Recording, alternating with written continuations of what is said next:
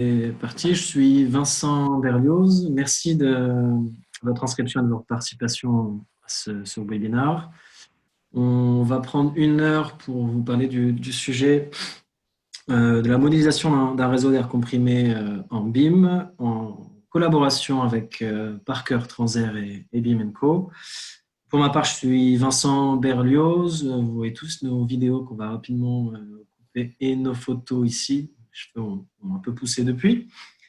Donc, je suis en charge du développement de BIM Co et je laisse Gaël et Hervé se présenter. Bonjour tout le monde, bon matin à nos amis québécois qui sont connectés également outre-Atlantique.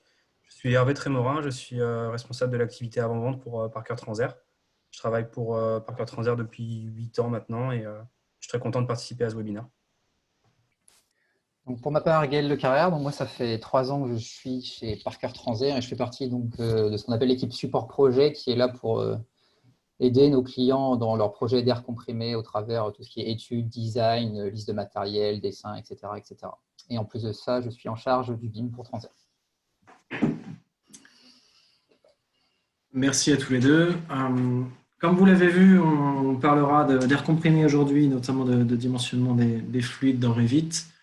Je vais commencer rapidement à introduire BIM Co pour ceux qui ne nous connaissent pas, ou même ceux qui nous connaissent. Un rappel qui sera utile. Je laisserai ensuite Hervé présenter Transair et des généralités entre guillemets sur les fluides et l'air comprimé principalement. Et ensuite, Gaël présentera un cas d'usage sur l'intégration d'un gabarit et sa modélisation dans Revit. On prend 35 à 40 minutes pour vous présenter tout ça et on tente de garder 20 minutes pour échanger tous ensemble à la fin du webinaire. Donc, pour ceux qui ne nous connaissent pas, BIM Co vient du groupe Trace, qui est un groupe normand. On est à peu près 200 personnes à travailler pour le groupe. Je vais passer assez rapidement là-dessus. Certains d'entre vous connaissent peut-être d'autres filiales du groupe. Historiquement, on s'appelle Trace Software. On fait du calcul, dimensionnement de réseaux électriques pour AutoCAD et Revit, ainsi qu'en standalone. On a également une entité qui s'appelle Trace Parts, qui est une très grosse bibliothèque de contenu CAO pour ceux d'entre vous qui faisaient du CAD avant de faire du BIM. Donc, c'est principalement méca, électrotechnique. Citelia Energy, qui est un bureau d'études spécialisé sur le PV, le solaire, avec qui on développe un outil de dimensionnement de centrales solaires également. Et Green System, qui fait du hardware et de la gestion de l'énergie pour les bâtiments. Et donc, bien sûr, BIM Co, qu'on a lancé il y a 5 ans maintenant. On aurait dû fêter nos 5 ans à BIM World. On est lancé en 2015 pour répondre à la problématique du BIM. Comme vous l'avez vu, on est éditeur logiciel dans le bâtiment avec des softs pour l'électricité, mais on est également producteur de contenu CAO, 3D, 2D pour les différents logiciels. Donc, on collabore avec les industriels. Et notre objectif était vraiment de mettre à disposition du contenu pour les logiciels métiers à travers une bibliothèque intelligente. Donc, quand on se lance en 2015, on pose notre vision en se disant on a besoin d'une bibliothèque centralisée. Donc, quand je dis on, je parle des industriels, mais aussi des bureaux d'études et installateurs. Il n'y a pas de standard réellement sur le marché, même si on peut bien sûr parler de l'IFC, je parle ici de standards sur la structuration des données des objets. On a un objectif chez BIM Co d'harmoniser la terminologie des propriétés entre les différents industriels pour permettre une meilleure lecture et un meilleur échange de données entre les acteurs. On se rend compte aussi que le bâtiment évolue évidemment au fur et à mesure de son cycle de vie. Donc, on cherche à ajuster le niveau d'information, le LOI, en fonction du niveau de développement du projet. Adresser la donnée aux hommes et aux logiciels métiers, c'est-à-dire amener une fluidité entre l'échange d'informations, entre le design, le calcul, la construction et encore une fois les différentes étapes. Consolider l'expérience projet après projet, c'est-à-dire avoir une bibliothèque harmonisée et structurée au niveau de l'entreprise pour pouvoir optimiser nos process, gagner du temps, réutiliser les objets d'un projet à l'autre et évidemment, à travers des données structurées, faciliter le chiffrage et la constitution des DO. Pour aller plus loin sur BIM Co, vous nous connaissez certainement pour ça, bimco.com, qui est la plateforme française aujourd'hui de bibliothèque d'objets, alors générique, utilisateur, puisque tout le monde peut publier du contenu, vous également, et le partager à vos collègues et à la communauté, et bien sûr du contenu industriel.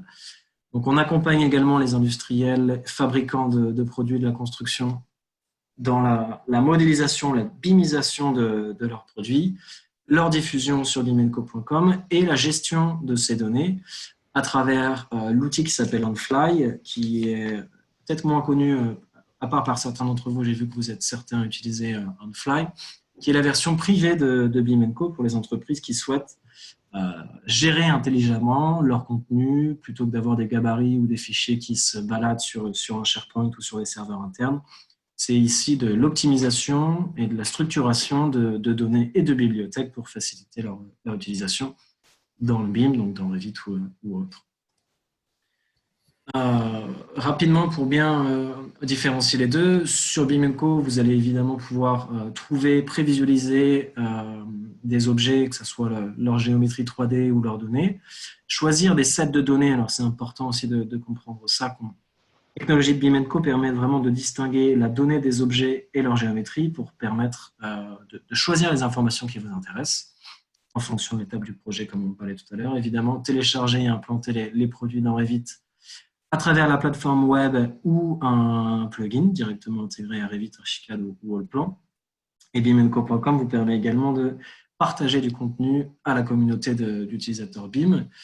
La différence avec OnFly, c'est que OnFly va vraiment être privé. C'est vous qui allez gérer les droits d'accès à cette bibliothèque, inviter vos collègues, inviter des partenaires, faire une sélection de produits à partager à des partenaires. Et vous allez également pouvoir structurer toute cette bibliothèque avec votre propre classification, votre propre fichier de paramètres partagés, avoir des outils de gestion, de demande de contenu et faciliter donc la production des maquettes et des DOE.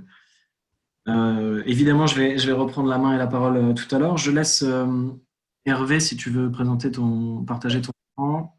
L'écran du coup, hop. Pour prendre la suite et introduire le transfert. Vous allez voir en direct le changement d'écran. Je vous prie de m'excuser pour ça, c'est les aléas du direct. Voilà. Donc là, simplement pour contextualiser, l'idée n'étant pas de faire une présentation complète et commerciale de ce qui est vraiment pour vous donner les clés sur qui on est et ce qu'on fait exactement. Donc nous, Parker Transair, on est une activité du groupe Parker, qui est un groupe américain leader mondial pour tout ce qui est mouvement et contrôle des fluides. Et notre activité à nous, spécifique au Transair, c'est le transport des fluides industriels tels que l'air comprimé, le vide, les gaz neutres, les eaux et les huiles industrielles. Aujourd'hui, on va parler principalement air comprimé. Sur la partie technique, c'est vraiment le sujet qui va être abordé. Mais on ne fait pas que ça. Même si c'est le gros de notre activité, on ne fait pas que ça. C'est une activité qui a été lancée initialement en France en 1996. Le produit est fabriqué d'ailleurs en France, principalement dans l'ouest de la France, donc en Bretagne, entre Rennes et le Morbihan, pour ceux qui connaissent un petit peu, donc des sites comme Musillac et Malétroit. Et le process industriel, donc en fait toute la fabrication de nos produits de A à Z, est complètement maîtrisé et contrôlé. C'est-à-dire on fabrique tout de A à Z, il n'y a pas de sous-traitance ou quoi que ce soit. Pour dire quelques mots sur notre ADN, c'est-à-dire ce qui nous caractérise vraiment, nous, Parker Transair, l'idée, c'est d'apporter à nos clients installateurs, les gens qui vont en fait poser notre système de tuyauterie dans les bâtiments, le meilleur compromis sur le marché entre sécurité, rapidité de montage et modularité, puisque l'ensemble de nos systèmes sont complètement modulaires pour pouvoir s'adapter aux besoins en termes de production de nos utilisateurs finaux. Ce qui fait également partie de notre ADN depuis le lancement de l'activité en 1996, c'est tout l'effort qui est fait sur l'innovation et la recherche et le développement, sur l'obtention de certificats pour de nouvelles applications que sur des nouveaux produits. L'idée étant, et je pense que le BIM est un reflet de ce point-là, d'apporter de la valeur ajoutée technique sur les projets de nos clients, que ce soit un bureau d'études, un installateur ou un client final, et dans le but également d'apporter des économies, que ce soit sur les temps de montage ou au niveau énergétique grâce à nos systèmes, grâce à la conception de nos systèmes. Quelques généralité sur les fluides industriels dont on peut parler aujourd'hui, puisque quand on parle du système transair, comme j'ai dit tout à l'heure, sur la gamme aluminium, en fait, on parle de distribution d'air comprimé de vide et neutre. L'air comprimé, c'est une source d'énergie qu'on retrouve dans quasiment toutes les industries. Tout site industriel dispose d'un compresseur et d'un réseau de tuyauterie pour assurer la distribution de l'air comprimé dans son bâtiment. Et à la différence d'autres utilités, il est généré sur site, c'est-à-dire que l'utilisateur final est responsable de l'approvisionnement et de la qualité de l'air comprimé qu'il va générer, contrairement à une utilité comme l'eau ou l'électricité. Les vides, qui peut également être véhiculé avec le transair aluminium, est un fluide qui est généralement utilisé pour faire le vide, de faire de la mise sous vide, de l'éviscération de l'emballage, du conditionnement, par exemple, dans des industries agroalimentaires. La philosophie du réseau de vide est exactement la même que celle pour un réseau d'air comprimé, mais on va avoir tendance à faire de l'aspiration plutôt que de la compression d'air et de le souffler. Pour les gaz neutres, donc on parle d'argon, d'azote ou de CO2 par exemple, sont des gaz qui sont couramment utilisés dans l'industrie pour des applications d'inertage ou de soudure et qui sont en général générés soit depuis des bouteilles qui sont donc en amont du réseau ou soit générés directement à travers des générateurs d'azote ou des générateurs de CO2. Voilà un petit peu pour situer les différents flux véhiculés de transfert et les applications. La gamme aluminium transair, de quoi on parle donc, quand on parle du système transair? On parle d'un système de canalisation modulaire, rapide à monter, pour la distribution de fluides industriels. Donc air comprimé sec, humide, lubrifié et respirable. Vide, 10 millibars en pression absolue. Gaz neutre, azote, argon, CO2 sec et leur mélange. On a une gamme qui va du diamètre 16,5 mm jusqu'au 168 mm, ce qui permet de couvrir toutes les applications possibles et imaginables en termes d'air comprimé, vide et gaz neutre, du garage du coin de la rue jusqu'à l'industrie automobile, chez des grands constructeurs par exemple. Et s'il faut retenir en 4 points peut-être les spécifications techniques du produit, ça serait donc la pression absolue pour les réseaux de vide qui est 10 millibars, 16 bars en pression de service pour l'air comprimé et les gaz neutres, sur une plage de température de moins 20 à 85 degrés, avec la possibilité d'être installé dans tout type d'environnement. C'est-à-dire qu'on peut l'installer aussi bien à l'intérieur d'une usine qu'en extérieur, dans une salle compresseur, dans le bâtiment, en environnement salin, etc., etc. Le système est vraiment conçu pour s'adapter à tout type d'application et d'environnement, qu'il soit agressif ou non. Pour terminer la présentation du système transair, rapide encore une fois, on dispose en fait de 3 technologies de montage en fonction du diamètre. C'est-à-dire que pour les plus petits diamètres, on va utiliser une connexion qui est dite instantanée avec une rondelle d'accrochage. L'installateur va simplement avoir besoin d'emmancher le tube à l'intérieur du raccord pour faire l'union. Et plus on va aller vers des diamètres importants, plus on va avoir un effort mécanique important sur le raccord, donc plus on doit venir sécuriser l'union. Ce qui veut dire que, par exemple, à partir du diamètre 50, on vient rajouter un étrier mécanique qui vient renforcer l'union. Et qu'à partir du diamètre 76 jusqu'au plus gros diamètre de la gamme, qui est le diamètre 168, on a une connexion qui est sécurisée également par un système de vissage. L'idée de ce mélange de technologies n'est pas de compliquer la vie de l'installateur, mais c'est vraiment pour apporter sur le marché la solution la plus sécurisée possible avec le meilleur compromis entre rapidité, modularité et sécurité au montage. Voilà pour ma partie. Je te laisse la main du coup, Gaël. Oui, donc je vais prendre le relais. Je vais partager mon écran. Alors...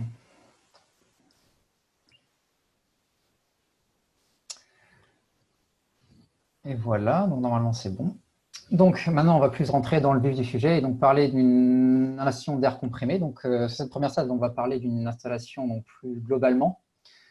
Et donc pour dire que dans une installation, il y a différents éléments, il y a énormément d'éléments différents, qui ont chacun leur rôle à jouer. Ça va de la génération de gaz, comme un compresseur, ou des choses plus spécifiques comme un générateur d'azote ou des unités d'air respirable. Mais on a aussi de la filtration, des réservoirs et également le réseau de distribution qui joue également une part importante. Quand on parle d'installation d'air comprimé, on distingue deux grosses parties. Premièrement, la production, qui va avoir pour rôle donc, de générer l'air comprimé avec un niveau de caractéristique défini. Et en deuxième partie, le réseau de distribution, qui va être là pour transporter l'air de la production jusqu'au point de consommation. Pour parler de la production, donc, on distingue quatre grandes familles de machines. En premier lieu, on a le compresseur. Donc, le compresseur, il est là donc, pour comprimer l'air. Les pressions, généralement, donc, ça va de 5 à 16 bars. Donc, nous, on travaille sur ce qu'on appelle de la basse pression, donc, qui est en dessous de 16 bars. Au-delà de 16 bars, c'est ce qu'on appelle de la haute pression. Les compresseurs dans cette gamme de pression, donc, ils sont majoritairement à vis. Donc, comme on peut voir sur l'image ci-dessus, on voit en fait ces deux vis qui tournent l'une dans l'autre. L'avantage de la technologie à vis, c'est qu'on a des très très bons rendements. Et les compresseurs existent en vitesse fixe ou variable. Ensuite, on a le réservoir. Donc, le réservoir, il est généralement entre le compresseur et la filtration qui vient après, et il est là pour faire le tampon entre les deux. Le fait d'avoir un réservoir, ça assure un meilleur rendement et une meilleure stabilité pour la filtration. Si le compresseur, admettons, est en vitesse fixe, fonctionne en tout ou rien, le réservoir va quand même, lui, pouvoir délivrer un flux constant d'air comprimé qui va permettre d'optimiser la filtration. Également, le réservoir, son rôle, c'est de séparer, donc de faire une première séparation des condensats résiduels. Donc, l'air, en général, comme vous le savez, donc, il contient de l'eau sous forme de vapeur. Et quand on va comprimer cet air, l'eau va se condenser et donc créer de l'eau sous forme liquide.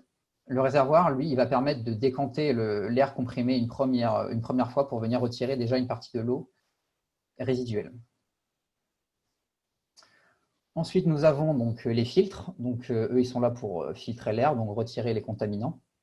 Donc, eau, huile, mais également, ça peut être des particules telles que de la poussière ou des contaminants de type biologique comme des bactéries ou des virus. Les filtres, ils existent en plusieurs niveaux de filtration, différents types suivant le contaminant que l'on veut éliminer. Enfin, on a le sécheur. Donc, lui, son sécheur, comme je parlais juste avant, il y a de l'eau qui se condense quand on comprime de l'air et lui, son rôle va vraiment être là pour supprimer le maximum d'eau présente dans l'air. Donc, on distingue deux grandes familles de sécheurs. En premier, on a les sécheurs par réfrigération. Donc là, le principe de fonctionnement, c'est exactement comme un réfrigérateur. On a un circuit frigorifique avec du fluide frigorigène et on va faire passer l'air à travers un évaporateur, donc à travers un évaporateur. Le point de rosée sur ces types de machines, donc il est à plus 3 degrés. Donc, ce qu'on entend par point de rosée, c'est un équivalent en teneur d'eau. La deuxième grande famille qu'il existe en sécheur, c'est les sécheurs par adsorption. Là, le principe de fonctionnement est complètement différent. On est sur ce qu'on appelle un tamis moléculaire. Donc, en fait, sur la photo, on voit deux rangées de cylindres. Et donc, ces cylindres, ils sont remplis de petites billes qui vont avoir la propriété d'attirer les molécules d'eau. Et donc, on va faire passer l'air comprimé dans une rangée de cylindres. Le fait qu'il passe à travers les billes vont absorber toute l'eau et on va se retrouver après le sécheur avec de l'air sec. Pendant que cette première rangée de cylindres est en train d'extraire l'eau de l'air et donc est en train de se remplir d'eau, le deuxième rangée de cylindres, elle, est en train de faire l'inverse, elle est en train de vider de l'eau qu'elle aura précédemment extraite. Et donc les deux rangées de cylindres marchent en balance. Pendant qu'il y en a une qui extrait l'eau de l'air, la deuxième est en train de se régénérer, en train de se vider de son eau.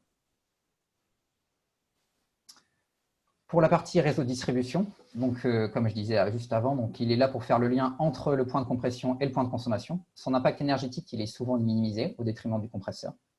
Le compresseur, c'est ce qui coûte le plus cher, mais il ne faut pas pour autant minimiser le réseau de distribution, il est tout aussi important. Il se doit de couvrir l'ensemble des besoins avec un minimum de perte de charge, une étanchéité optimale. Si ces deux critères-là ne sont pas pris en compte, on va se retrouver avec un surplus de consommation au compresseur qui va devoir compenser ces problèmes. Et on a également, de la part du réseau de distribution, il doit maintenir une qualité du fluide durable, il ne doit pas être là pour dénaturer le fluide. On distingue trois grandes parties pour le réseau de distribution. Donc le collecteur d'alimentation, qui va faire le lien entre la production, donc la salle compresseur, et le réseau principal. Le réseau principal, qui est généralement une boucle avec des antennes, comme on peut le voir sur l'image ci-contre. Et enfin, des descentes qui vont permettre de relier le réseau principal au point de consommation. Là, je vais laisser la parole à Vincent, qui va vous parler des avantages du BIM. Ouais, merci Gaël. Effectivement, plutôt d'ailleurs que les avantages du BIM, je pense que si vous êtes là, c'est que tout le monde est curieux, tout le monde potentiellement travaille en BIM. Donc, vous avez compris l'intérêt du sujet. Je suis plus là pour contextualiser avant qu'on introduise le BIM chez Transair. C'est rappeler le contexte. On est chez un industriel qui fait du CAD, de la CAO depuis des années.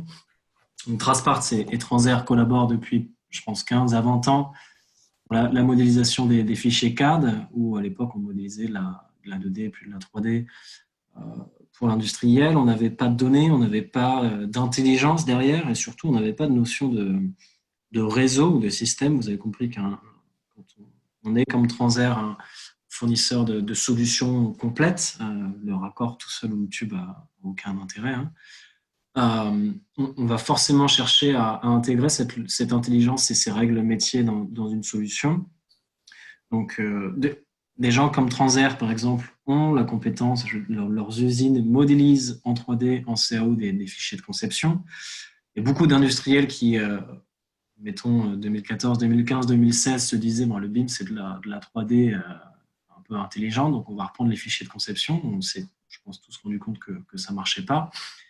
Et dans le cadre de Transair, c'est je pense, un vrai changement d'usage et d'état d'esprit. C'est-à-dire que pour la première fois, on va essayer d'apporter des fichiers en prescription, apporter de l'intelligence métier aux clients, aux prescripteurs, à travers des fichiers. Donc, il y avait toute une vraie problématique là-dedans. Comment on intègre ces configurations, ces règles métiers, les données produits. Forcément, on a, je parle ici de configurateur ou de plugin. La première question qui vient, c'est on va créer un configurateur ou un plugin dans Revit. On n'a pas posé la question, mais ça m'intéresserait d'ailleurs de savoir pour ceux qui veulent commenter. Je ne sais pas s'il y en a beaucoup d'entre vous qui multiplient l'intégration de plugins dans Revit pour tel ou tel fabricant. Avec Transair, on a souhaité éviter de créer un plugin qui est coûteux en ressources, évidemment, en termes de développement, en termes de maintenance. Si on fait un plugin pour Revit, il faut un plugin pour Plancal, un plugin pour machin, etc. Donc, on a vraiment cherché, là on se place en 2017, à garder un flux de travail cohérent à travers ce qui se faisait en CAD et ce qu'on allait faire en BIM, garder les mêmes interlocuteurs et apporter toute l'intelligence et toute la connaissance des équipes Transair dans un gabarit, puisque c'est de ça dont on va parler, ce qui permet à Transair de vous mettre vraiment à disposition, plus qu'un configurateur ou un produit, un vrai outil pour configurer vos réseaux seul ou accompagné. C'est ça derrière que je parle d'un nouveau service, dans le sens où le BIM est vraiment un nouveau moyen d'échanger entre fournisseurs et prescripteurs BE ou utilisateurs Insta, à travers justement des configurations, à travers un support à la modélisation, etc. Je te laisse, Gaël, continuer et présenter ce qu'il y a dans le gabarit. Effectivement, à la fin du webinaire, ça nous intéresserait beaucoup d'avoir vos feedbacks à tous sur l'intérêt d'un plugin par rapport à un gabarit et potentiellement un intérêt pour être accompagné sur l'usage d'un tel gabarit lorsqu'on a des règles métiers si importantes à intégrer. Alors, pour parler du gabarit, plus à proprement parler et rentrer dans le vif du sujet, donc Transair a donc avec BIMco développé 2 gabarits. Donc, il y a 2 gabarits actuellement. Donc, pourquoi 2 gabarits? C'est parce qu'en fait, la gamme Transair, en fait, elle se décline en 2 catalogues, respectivement suivant les zones géographiques. Donc, à savoir, il y a un catalogue qu'on appelle EMEA, donc pour Europe, Moyen-Orient, et un catalogue pour l'Amérique du Nord.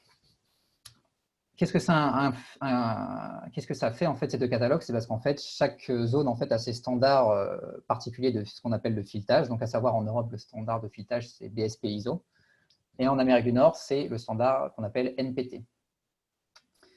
Également le fait d'avoir 2 catalogues inclut des produits qui peuvent être plus ou moins spécifiques, ce qui fait qu'il y a des produits qu'on peut retrouver dans un catalogue qu'on ne retrouve pas dans l'autre. Donc c'est pour ça que pour nous, il nous a semblé cohérent de rester dans cette idée d'avoir 2 gabarits comme on a 2 catalogues.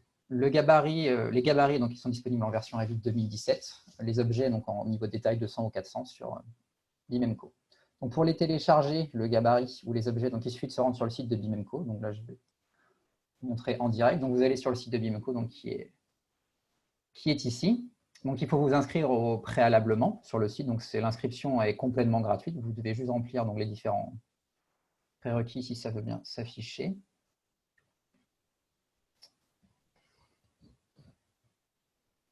Bon, ça ne veut pas, c'est pas grave. Une fois que vous avez créé votre compte, donc vous pouvez commencer à télécharger des objets dans leur bibliothèque. Donc, il suffit d'aller dans rechercher des objets BIM. Donc là, vous arrivez sur la bibliothèque, sur le site de BIMco. Là, vous avez deux choix, soit accéder à la page fabricant, donc à notre page fabricant. Donc là, vous avez la liste de fabricants Transair est juste ici. Et donc, on voit nos différents objets avec en tête de liste les gabarits. Donc, après, pour télécharger un objet, il suffit de cliquer sur l'objet en question et de cliquer sur télécharger. Soit vous pouvez directement rechercher dans la barre de Transair ici. Vous tapez, admettons, Transair. Et vous allez avoir les différents objets à proprement parler. Qu'est-ce qu'il y a dans le gabarit? Donc, pour être plus factuel, donc, le gabarit, c'est les différents catalogues Transair. Donc, les objets sont répartis dans 3 familles dans Revit. Donc, nous avons premièrement les raccords de canalisation. Donc, c'est tout ce qui va être éléments fonctionnels avec les créations automatiques et les changements de diamètre. Donc, ça va principalement être les coudes, les T, les croix, les connecteurs.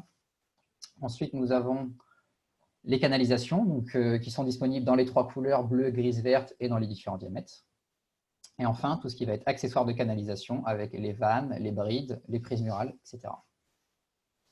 Évidemment, tous ces objets ils cohabitent ensemble. Donc, chaque objet a ses propres données, donc a son propre modèle, ses dimensions, etc.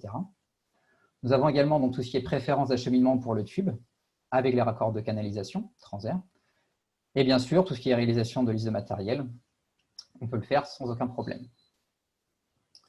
Donc, pour rentrer dans le vif du sujet, donc là, je suis donc sur Revit, donc j'ai le gabarit qui est déjà ouvert. Donc, quand vous allez ouvrir le gabarit, donc vous allez tomber sur cette page-ci, donc qui est la page Home. Donc, on a un petit descriptif technique du gabarit et de Transair en général. Et ensuite, si on commence à aller naviguer dans les vues, on voit qu'on a donc un exemple qui a déjà été réalisé. Donc là, on voit encore une fois donc, les 2 principales parties donc, du réseau de distribution. Donc, on a la production ici et le réseau de distribution de ce côté-ci.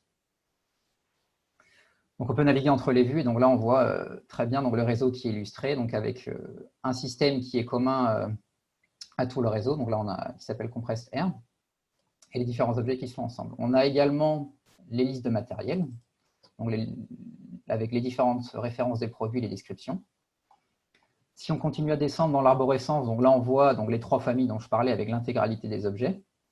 Donc là, on peut voir tout ce qui est accessoires de canalisation avec les prises murales, nos brides de raccordement, les canalisations dans les 3 couleurs, et enfin tout ce qui est raccord de canalisation avec les croix, les connecteurs, les réductions, etc. etc. Donc, pour revenir un peu donc, dans la vue avec le tracé, donc si je clique sur un objet, on a bel et bien donc, tous les objets qui ont leurs propres caractéristiques, donc tout ce qui est diamètre, rugosité, etc. Pour le tube, comme je l'expliquais, donc on a bien les préférences d'acheminement qui sont personnalisées avec nos objets. Et le gabarit va au-delà de ça. Si par exemple, on a, par exemple, ici je vois un coude, donc un coude. Hervé précédemment a expliqué qu'il y a différentes technologies. Si on passe d'une technologie à une autre, donc admettons là j'ai un coude en 40 avec de la canalisation. Si je passe sur un coude en diamètre 100, derrière, le gabarit va faire le changement et va donc intégrer un coude avec 2 connecteurs pour venir se raccorder au tube. Donc les technologies sont également prises en compte dans le gabarit.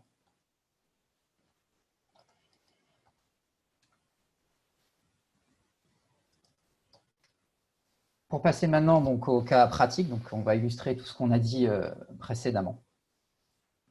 Avant de commencer donc, à dessiner sur Revit, on va peut-être faire un petit point sur tout ce qui est règles de l'art et dimensionnement. Donc, en règle de l'art, concernant l'air comprimé, on essaie toujours de privilégier, de boucler le réseau principal et on évite les bras morts. L'avantage de la boucle, premièrement, donc, ça permet d'uniformiser le débit. Donc ici, on voit 2 petits dessins, une d'un réseau en ligne et une autre d'un réseau bouclé. Si on est sur une boucle, on voit immédiatement qu'en fait, l'air peut arriver de 2 directions différentes. Là où sur la ligne droite, on est contraint à avoir un seul sens d'écoulement du fluide. Également, le fait de boucler le réseau permet de réduire potentiellement les diamètres. En effet, Si on passe avec un réseau en ligne à un réseau en bouclé, par exemple, on voit ici sur la petite miniature, donc on a un débit Q qui est en entrée de réseau. Si on est sur le réseau en ligne, le débit va être conservé, alors que si on est sur un réseau bouclé, le débit va être divisé par 2 et 50% du débit va passer dans chacune de ces branches. On se retrouve donc avec une perte de charge pour le réseau dans la boucle qui va être divisée par 4 par rapport à la perte de charge du réseau en ligne. Donc cette perte de charge qui est réduite va permettre de potentiellement réduire les diamètres. On a également une évolutivité du réseau qui est simplifiée. Étant donné que généralement les boucles vont ceinturer les zones, on va pouvoir venir faire des extensions se greffer très facilement. Enfin, pour les règles de l'art, donc il ne faut pas oublier donc, sur un tout réseau d'air comprimé donc, de prévoir des purges de condensat. Donc, comme j'expliquais avant, donc, il peut y avoir de l'eau dans le réseau. Donc, cette eau, on ne veut surtout pas qu'il aille au niveau du point de consommation. Donc, on met des purges de condensat pour ce faire. Et également prévoir des vannes au besoin pour isoler les différentes parties du réseau pour la maintenance. Quelques points plus pratiques donc, et donnés à savoir. Donc, réseau principal, on essaye de boucler. Concernant les vitesses de fluide, on essaye de ne pas dépasser 10 mètres par seconde. C'est vraiment notre limite haute quand il en vient à l'air comprimé. Au-delà de 10 mètres par seconde, les pertes de charge généralement commencent à augmenter très significativement. Les pressions admises, donc, comme j'expliquais avant, généralement on est sur entre 5 et 16 bars, mais la pression admise la plus courante, c'est 7 bars. La majorité des projets sont en 7 bars quand ils concernent de l'air comprimé. Les pertes de charge admissibles, on est sur 5%, donc c'est de la production jusqu'au point d'utilisation. Petite chose à savoir, si le compresseur doit compenser, admettons, des pertes de charge, le surplus de consommation, il est égal à tous les 1 bar, on a 7% de consommation en plus. Donc ça peut monter très très rapidement, d'où l'intérêt d'avoir un réseau de distribution qui soit bien dimensionné avec un minimum de pertes de charge et de fuite. Pour faire les calculs, au sein de Transair, on a un logiciel dédié donc, qui s'appelle le Transair Flow Calculator. C'est un logiciel qui est disponible pour information donc, gratuitement sur demande. Donc, vous venez nous le demander, on pourra vous le passer. Donc, le logiciel fonctionne de façon très simple. Donc, on a différentes données d'entrée, donc la nature du fluide, air comprimé, azote ou CO2. On rentre la pression de service, le débit, la longueur du réseau qui nous concerne, une perte de charge, absolue ou relative, le type de réseau et la gamme. Ensuite, il y a juste qu'à faire calculer et le logiciel va nous sortir donc, le diamètre qu'il préconise. Donc ici, admettons, ce sera du diamètre 50 avec un débit max admissible pour ne pas dépasser la perte de charge et une vitesse du fluide. Donc cet outil, on va l'utiliser pour dimensionner l'étude de cas qui va arriver juste après. Donc maintenant, on va rentrer dans le vif du sujet. Donc on va illustrer ce qu'on a dit juste avant. Donc, pour présenter le cas qu'on va étudier, donc on a un bâtiment industriel donc avec une partie de bureau sur la droite, une zone stockage en bas qui ne contient pas d'air comprimé et le plus important qui va vraiment nous concerner, la production qui est ici avec différents points de consommation d'air comprimé. Donc, on peut voir qu'on a 10 points de consommation en périphérie avec chacun une consommation de 30 m3 et 2 rangées de 4 points au milieu avec chacun une consommation unitaire de 45 m3 par heure. Et donc maintenant, ce qu'on va vouloir faire, c'est dimensionner le réseau, faire une esquisse du réseau, le dimensionner, puis dessiner sur Revit. Il va nous falloir quelques autres hypothèses si on veut continuer, parce que ce qu'on a là, ce n'est pas suffisant. Donc en hypothèse, en pression de service, on va partir sur 7 bars, qui est la pression standard. Fluide, on va être sur de l'air. En coefficient de simultanéité, on va partir du fait que tout peut fonctionner en même temps, donc on va prendre un coefficient de simultanéité de 1. Et en hauteur de réseau, on va considérer 6 mètres quand on va dessiner sur Revit. Également pour information, donc le débit total, il est de 660 m3 pour l'intégralité du projet. Donc pour commencer, on va vouloir faire une esquisse du réseau, donc savoir par où on va passer, comment on va réaliser notre tracé. Donc là, pour la zone de production, on voit qu'on a les points qui sont en périphérie qui ont besoin d'air et également dans le milieu de la zone. Donc là, ce qui va nous sembler le plus intuitif, c'est de boucler la zone, de faire justement cette boucle dont on parle. Donc, en esquisse, au début, je propose donc de faire une boucle qui va ceinturer le réseau, qui va ceinturer la zone. Ensuite, on va venir créer donc un collecteur d'alimentation pour venir raccorder donc notre boucle à la salle compresseur qui est ici. Et enfin, pour alimenter donc les 2 dernières rangées de points, on va pouvoir tirer des antennes secondaires depuis la boucle.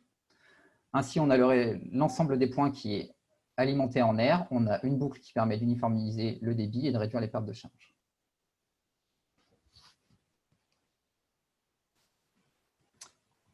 Maintenant, on va dimensionner donc, les réseaux donc, un par un et ensuite donc, je les dessinerai sur Revit en utilisant le gabarit. Donc, en premier lieu, on va s'occuper de la boucle principale.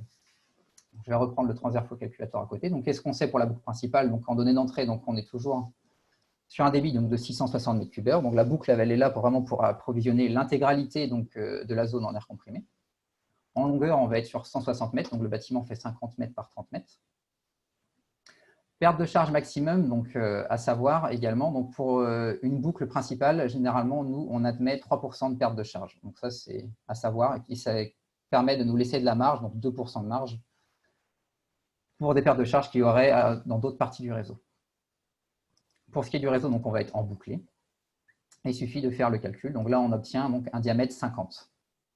Avec un débit max, on voit que la vitesse du fluide, elle est en dessous de 10 mètres par seconde et des pertes de charge. Donc, concernant la boucle principale, on va la dimensionner en diamètre 50. Avant de la dimensionner sur Revit, les quelques pièces que nous allons utiliser, donc il va nous falloir du tube et des coudes, et également des manchons qui vont permettre de pouvoir accorder les différentes barres. Si je passe sur Revit, donc je vais intégrer le bâtiment dans le gabarit. Donc je vais supprimer l'exemple, je vais intégrer le modèle dans le gabarit.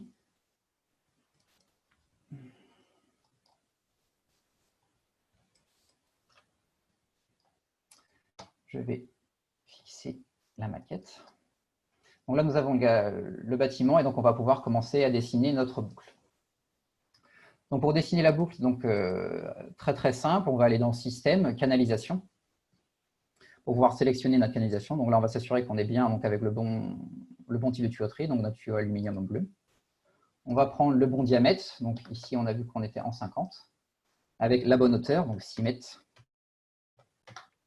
de hauteur, et on peut commencer à dessiner directement sur la maquette. Donc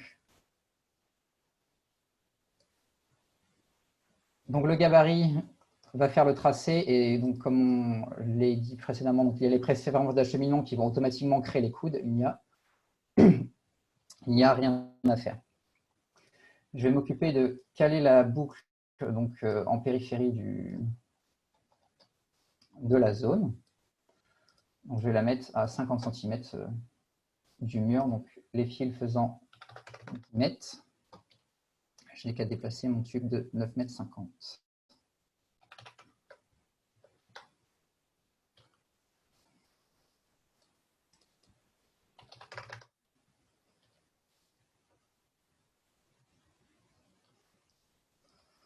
Voilà, comme ceci. Et donc là, on a notre boucle qui est créée. Donc on voit très bien ici.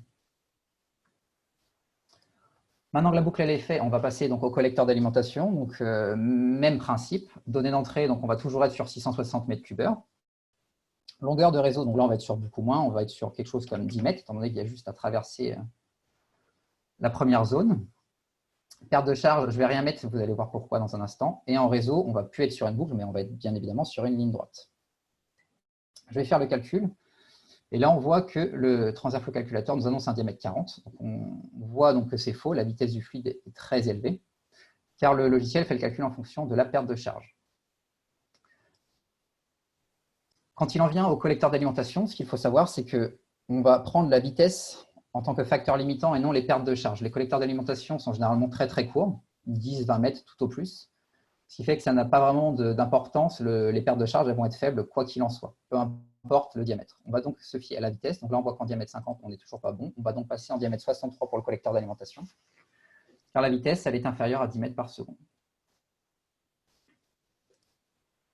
Donc on oublie le diamètre 50, on part sur du 63. Pour les pièces que l'on va utiliser pour dimensionner dans Revit, donc toujours du tube avec un coude. On va également utiliser donc un manchon fileté qui va être là pour faire le lien entre le réseau Transair et un réseau existant, donc standard en format BSP ou NPT. Et enfin, des T-droits ou des réductions en ligne. Et des réductions en ligne pour pouvoir venir se greffer sur la boucle.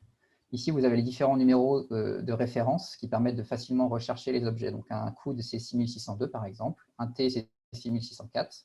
Une réduction, 6866, etc., etc. Je vais donc revenir sur Revit. Je vais revenir sur ma vue niveau 0. Et on va donc commencer à tracer le collecteur d'alimentation. Donc ici, pareil, donc on va partir sur canalisation. On va changer le diamètre. On va être sur un diamètre en 63. Et là, donc, on va être sur une partie qui est plus basse. En sortie de salle compresseur, on va être à 3 mètres. Je peux donc dessiner mon collecteur tout simplement. Je pars de la salle compresseur et je viens me raccorder sur la boucle. Et Revit fait le calcul pour créer un T. Alors, quand on dessine avec Revit, donc il faut faire attention. Là, par exemple, on a un exemple qui est tout donné. On voit qu'on a un objet en fait, qui n'existe pas. Donc, à savoir, chaque objet en fait, du gabarit a une donnée d'identification qui s'appelle product code. Et quand la donnée d'identification n'est pas bonne et renvoie un objet qui n'existe pas, ça va nous sortir none. On le voit d'autant mieux que si on passe en 3D, on voit ici qu'il y a un panneau, il y a un message d'erreur qui nous dit qu'il y a une pièce qui n'est pas bonne. On va donc réaliser le montage à la main. Pour ce faire, donc on va supprimer le T. On va décaler donc les parties de la boucle pour se donner un peu d'espace pour travailler. Et donc, on va réaliser le montage à la main en prenant un T égal et en ajoutant des réductions de chaque côté du T. Donc là, je vais continuer à dessiner en partant du collecteur qui remonte. Je vais me remettre à 6 mètres et je vais venir me connecter sur la boucle. Et là, on a donc bien un coude qui est créé en 63 et la réduction qui vient après. Ensuite, on n'a plus qu'à convertir le coude en T et faire la même procédure, venir dessiner une canalisation depuis le T sur la boucle. Et donc là, on est parfaitement greffé et notre T et notre montage ici, il ne renvoie plus de product code node, mais il renvoie bien la bonne référence. Une autre façon de débusquer les product nodes, c'est de passer via une nomenclature qui, elle, va direct ressortir ici, vous allez tout de suite le voir. En dernier lieu, donc, il manque à ajouter donc, le manchon fileté, donc référence 6605, donc une fonction très pratique, donc c'est CTRL F pour rechercher dans l'arborescence, c'est juste à taper le numéro de la référence. Et on voit que ça va tout de suite ouvrir sur la gauche la bonne famille d'objets. Donc là, je vais mettre un 6605 en diamètre 63. Donc pour le manchon, il suffit de le faire glisser en bout de tube et il va directement s'accrocher, tout aussi simplement que ça. Donc on continue. Antenne transversale, donc là c'est les deux antennes qui viennent sur le milieu. Donnée d'entrée, donc on est sur 180 mètres cubes. Je ressors le transfo calculateur. Longueur, elles vont être sur une longueur de 30 mètres. Perte de charge, donc là pareil, les antennes généralement on a des débits très très faibles car c'est la boucle qui prend la majorité du débit. On se retrouve donc avec des antennes avec très peu de débit et donc on peut admettre des pertes de charge très très faibles sans pour autant avoir des diamètres très élevés. Donc là on va partir sur 0,5%.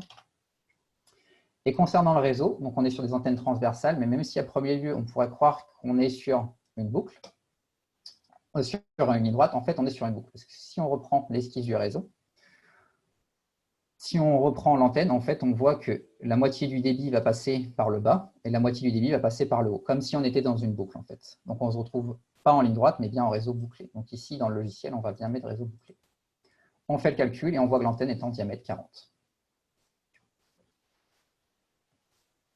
Pour la dessiner, l'antenne du tube, il va nous falloir des T réduits donc pour pouvoir venir se greffer sur la boucle et des vannes également. Donc comme ça, vous allez pouvoir voir les vannes. Si vous êtes dans le cas où vous avez des antennes qui sont bouchonnées, qui ne sont pas raccordées de deux côtés, donc on a des bouchons donc de référence 6625 qui permettent de venir clôturer les réseaux. Je repasse sur Revit et donc on va dessiner les antennes. Donc cette fois-ci, on va être sur un diamètre 40. Et il suffit de dessiner l'antenne et de venir se raccorder sur la boucle. Et le T, donc, avec les préférences d'acheminement, va venir se créer automatiquement. On fait pareil dans le bas de l'antenne. Et l'antenne est créée. Donc après, je vais la placer sur la file pour qu'elle soit au bon endroit. Et pour ajouter les vannes, donc pareil, on peut rechercher dans l'arborescence directement en tapant le numéro. Donc je peux taper valve, par exemple. Rechercher la vanne dans les objets, je vais plutôt mettre technique 92. Hop, la vanne est là, et je vais prendre donc la vanne de diamètre 40, et pour l'insérer sur le réseau, pareil, je viens l'approcher du réseau, elle va automatiquement s'accrocher, vous cliquez et elle est mise.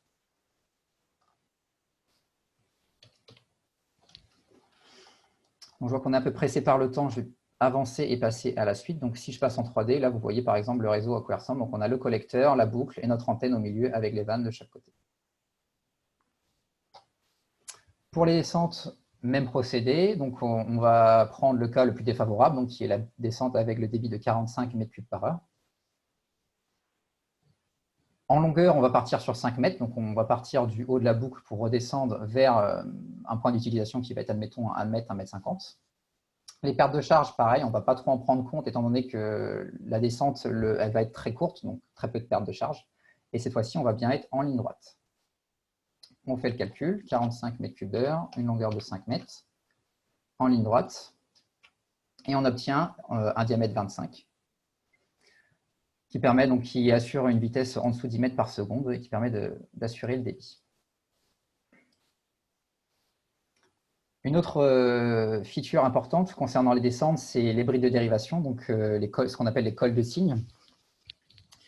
Si jamais on a des condensats dans le réseau, on ne veut pas qu'ils aillent au niveau du point d'utilisation, et en fait, on a des objets, donc des briques, qui assurent en fait le col de cygne automatiquement. Ça permet de réduire le nombre de pièces. Au lieu d'avoir un T et deux coudes, on n'a plus qu'une seule pièce qui fait automatiquement le col de cygne, et on assure quand même un débit très élevé.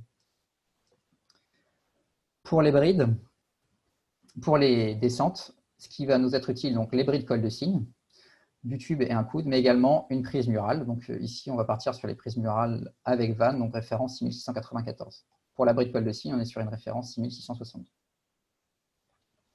Je reviens sur Revit. Et donc, je vais vous faire une descente. Donc, pour les descentes, chose à savoir pour les prises murales, déjà pour commencer. Si je recherche ma prise murale, elles sont avec haute, ce qui fait que si vous n'avez pas de surface sur laquelle venir la mettre, vous ne pourrez pas l'accrocher. Donc, typiquement, il vous faut un mur pour venir l'accrocher, sinon, ce n'est pas possible. Si vous n'avez pas de mur à proximité, comme c'est le cas ici, c'est ce que je vais faire, vous pouvez aller dans Architecture et créer un plan de référence qui va vous créer une surface fictive sur laquelle vous allez pouvoir venir accrocher des choses. Donc, typiquement, là, vous allez pouvoir venir accrocher une prise murale. Je vais vous créer également une coupe qui va vous permettre de visualiser la création de la prise murale sur le côté.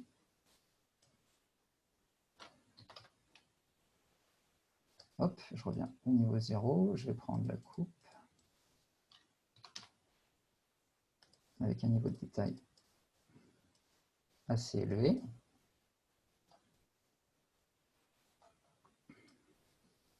On voit la prise murale qui est ici. Il nous faut également donc, la bride de dérivation qu'on va venir mettre sur le tube. Donc on va être sur une référence 40. On va venir mettre la bride en face de la prise murale. On va venir tourner la prise murale pour qu'elle soit dans le bon sens et que le col de cygne se fasse bien. Bon, là, on voit qu'on est à l'envers, on va la tourner.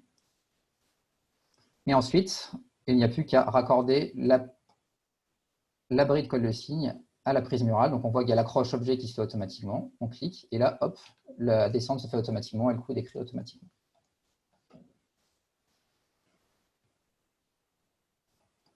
Enfin, donc là, vous avez vu donc, comment faire une descente. Enfin, dernière partie, donc liste de matériel. Donc c'est le point qu'on n'a pas trop abordé. Donc une fois que vous avez tracé tout ça dans Revit, Revit va vous sortir des listes de matériel. Donc vous pouvez extraire en fonction sur format Excel, mais ces listes de matériel, elles ne sont pas complètes par défaut. Il va vous manquer certains éléments et il y a un petit processus à faire pour pouvoir la voir comme si vous étiez en réalité. Il va falloir premièrement calculer le nombre de barres. Donc typiquement, Revit va sortir une longueur totale. Donc il suffit de diviser par la longueur d'une barre. Donc admettons 6 mètres. Si on a 10 mètres de tube, il va nous falloir 2 barres. Pour les descentes, on essaie de privilégier des barres entières pour les descentes. Concernant le reste, il vous faudra les clips si vous ne les avez pas mis manuellement, ainsi que les manchons. Pour les clips, on prévoit 2 clips par barre, et pour les manchons, on prévoit un manchon par barre moins 1. Exemple, si on a 20 barres, on a 19 manchons. Et enfin, concernant les nomenclatures, donc si vous avez un product code none qui apparaît, c'est qu'il y a un objet qui n'est pas valide dans le modèle, et c'est une bonne façon de les trouver, de rectifier les erreurs de Revit.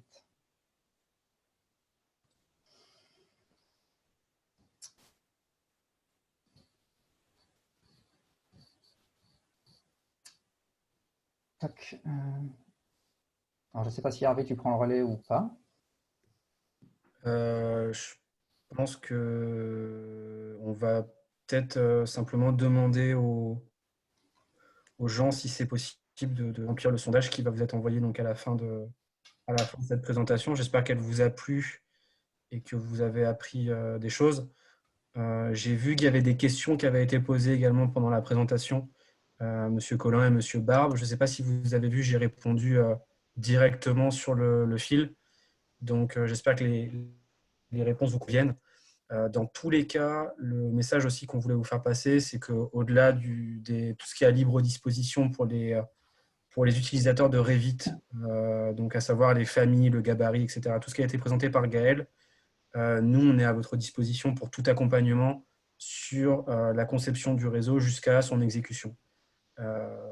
Voilà, donc c'est-à-dire que si vous avez des projets incluant des fluides industriels compatibles avec le système Transair, on est à votre entière disposition, bien sûr, pour aider, pour dimensionner, pour aider à concevoir dans les règles de l'art qui ont été évoquées par Gaël, et c'est aussi pour assurer toute la partie commerciale, donc les formations pour vos monteurs, etc., etc. Donc voilà. Effectivement, je me permettais également de rajouter que si vous avez, s'il y a des choses qui vous paraissent pas claires, on mettra en ligne un replay de la présentation d'ici demain sur la chaîne YouTube de Bimenco et on vous la partagera dans une newsletter de remerciements pour ceux qui le souhaitent, avec toutes les coordonnées des différentes équipes de Transair et de Bimenco, pour que vous puissiez nous recontacter le cas échéant si vous en avez besoin. Parfait, merci. Effectivement, on vous partagera le replay comme certains l'ont demandé. Est-ce que d'autres ont quelques questions sur le gabarit, sur Transair ou sur Bimenco? Je vois qu'on a une question de M. Pellegrin sur la gestion des docs techniques aux objets pour les DOE. Gaël, est-ce que tu sais répondre à cette question? Comment est-ce qu'on a lié les docs? Alors, pour l'instant, les docs, elles ne sont pas liées aux objets à proprement parler. Il n'y a pas de lien entre le gabarit et, admettons, des bibliothèques en ligne. Ce n'est pas actuel, mais c'est une très bonne idée. Aujourd'hui, on a des liens, je crois. Il faut vérifier, Olivier, sur la plateforme si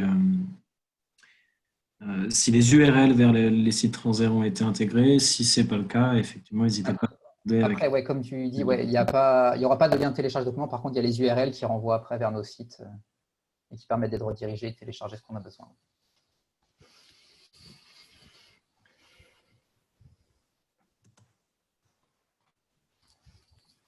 Autre question sur la disponibilité en français du gabarit.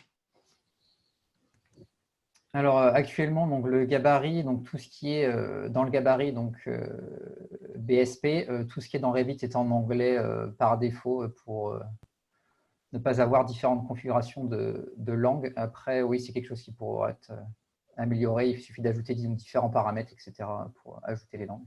Par contre, sur le site de Bimenco, donc vous avez les langues disponibles pour la navigation, donc anglais, français, espagnol, etc., etc.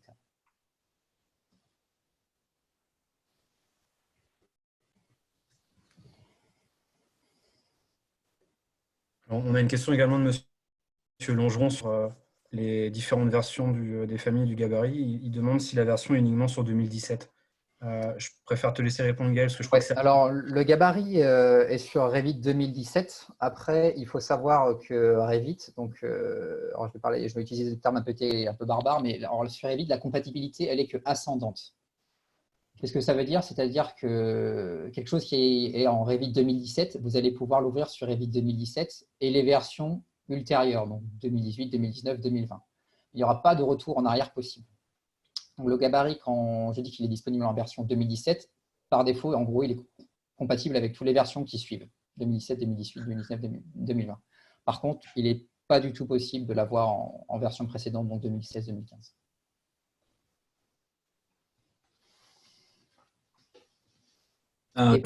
Sur la disponibilité du gabarit impérial, la réponse est oui, je crois, Gaël Hervé.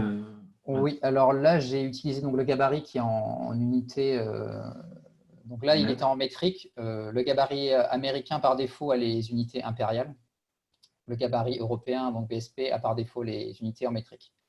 Après, dans Revit, ça se configure rapidement dans l'outil, dans la fenêtre gérer les projets. On peut configurer les unités qui nous conviennent. Mais c'est quelque chose qui a bien été pris en compte, hein. Le gabarit américain a bien toutes les dimensions des pièces, par exemple, dans les modèles en unité impériale. Parfait. Alors, je vois qu'on a un mélange entre le chat et les questions sur la perte d'informations avec la conversion Revit 2017 à 2020. A priori, non, Guillaume. Maintenant, la question se pose, savoir si on va gérer ou pas le versionning du gabarit. On ressortira certainement une version mise à jour dans les mois à venir, même si ce n'est pas statué. Est-ce qu'il est possible sur un de vos projets existants, comment intégrer le gabarit sur un projet existant? Gaël, je te laisse peut-être répondre à cette. Ouais, bah pour l'incorporer dans un gabarit. Alors, attends, je ne vois pas la question. Allez dans le chat et pas Ouais, alors, je suis en train de... sauter dans l'autre. Donc, sur nos projets existants, donc quand il en vient à un gabarit, donc il y a deux solutions. Donc, c'est soit on fait ce qu'on appelle un transfert de normes. Donc, en gros, ça permet d'importer les données d'un gabarit ou d'un projet vers un autre projet. Soit vous ouvrez le gabarit avec une page vierge et vous venez lier votre maquette dans le gabarit. Et après, donc, il suffit de configurer donc, tout ce qui est point topographique, point de base, niveau, etc. pour que tout soit synchro. Et après, vous venez dessiner en superposition. Et donc après, vous avez un empilement de maquettes, en fait. Donc c'est soit transfert de normes, soit vous liez la maquette et vous dessinez en surimpression.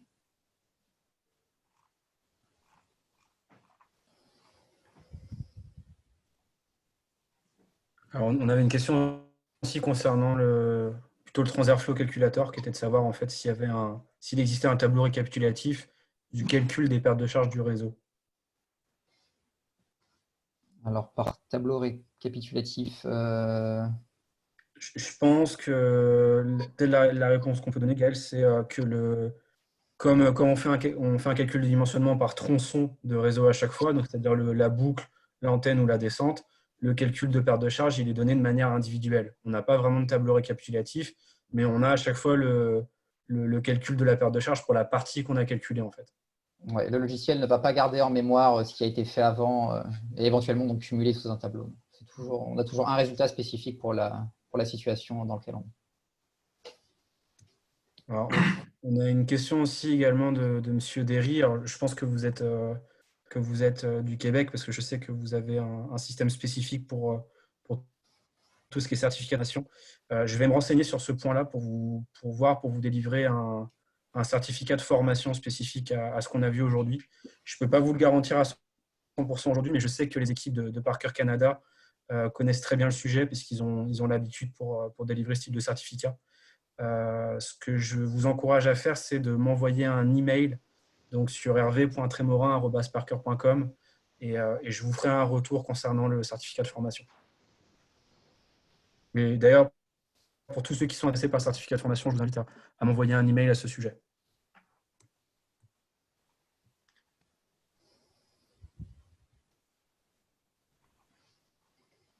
Eh bien, je pense qu'on a fait le tour. Vous avez effectivement nos adresses email sous les yeux. Vous recevrez tous le lien vers le replay. Merci à tous pour votre participation, votre attention et vos questions. On reste donc à disposition et on n'a plus qu'à vous souhaiter une bonne soirée. Prenez soin de vous et à très vite. À bientôt, bonne journée. Merci, au revoir. Merci à tous.